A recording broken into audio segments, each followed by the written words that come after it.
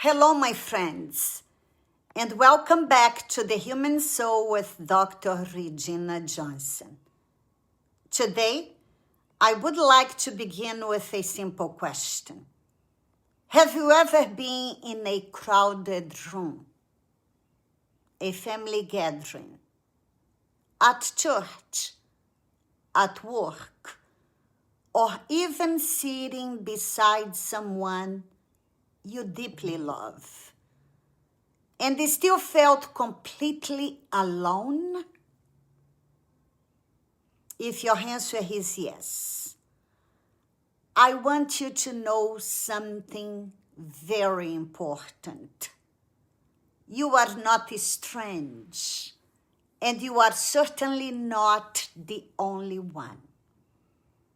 One of the greatest misunderstandings about loneliness is believing it simply means being by yourself. But loneliness is not the absence of people. It is the absence of meaningful connection. That's why I decided to take this video here from this little chapel that I am in. As a counselor, I have met people who lived alone and felt deeply fulfilled. I have also met people surrounded by family and friends who quietly carried profound loneliness. The difference was not the number of people around them. It was whether they felt truly seen, understood, and valued. Science helps explain why. Our brains are wired for connection. None of us were created to be isolated. Healthy relationships reduce stress, strengthen emotional resiliency, and even improve physical health.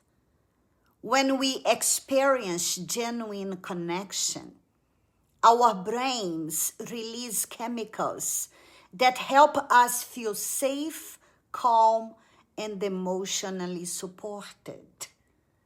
But our world has changed.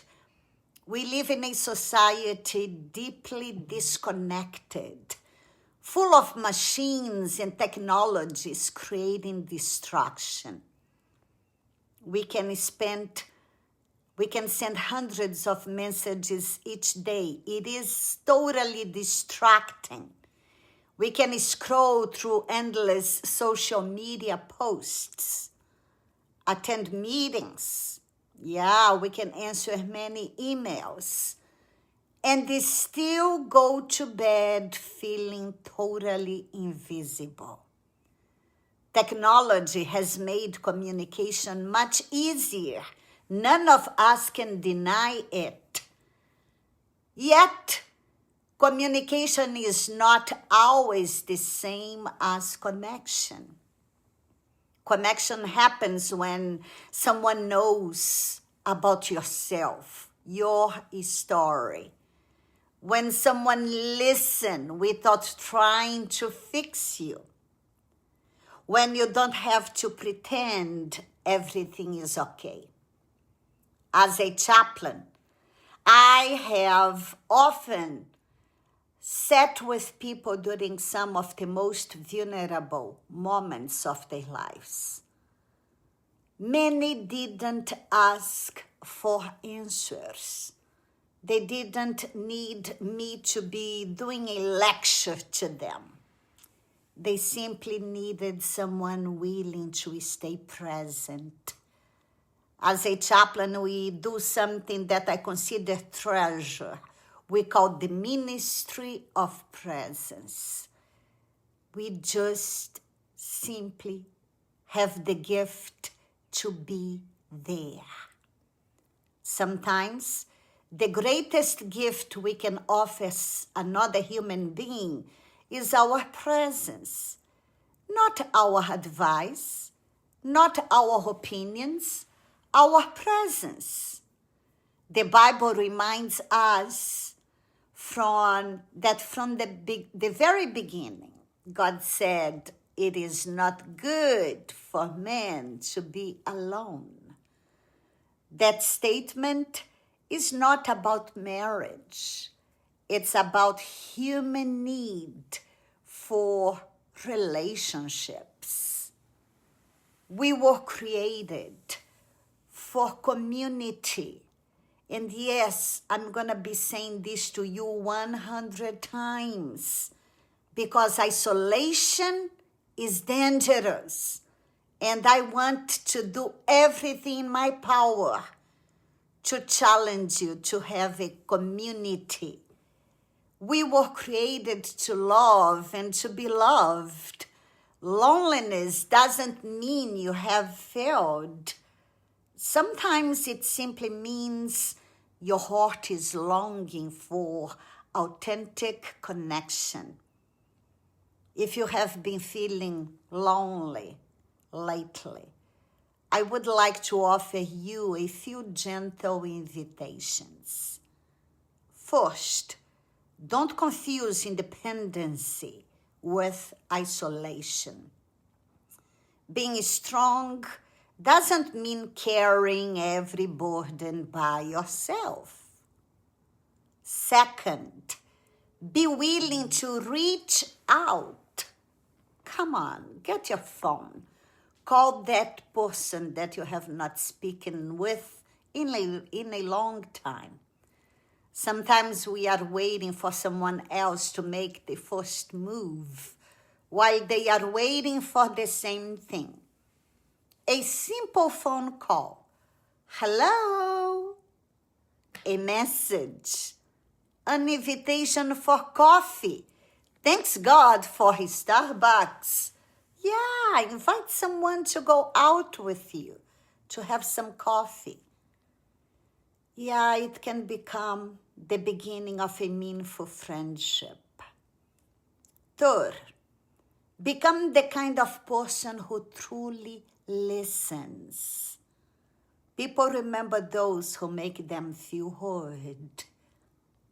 And finally, I want you to remember this. Remember that your worth is not measured by how many people follow you online or how many people know your name. Your value comes from who you are, not from how much attention you receive. Before we end today, I would like to leave you with a simple question.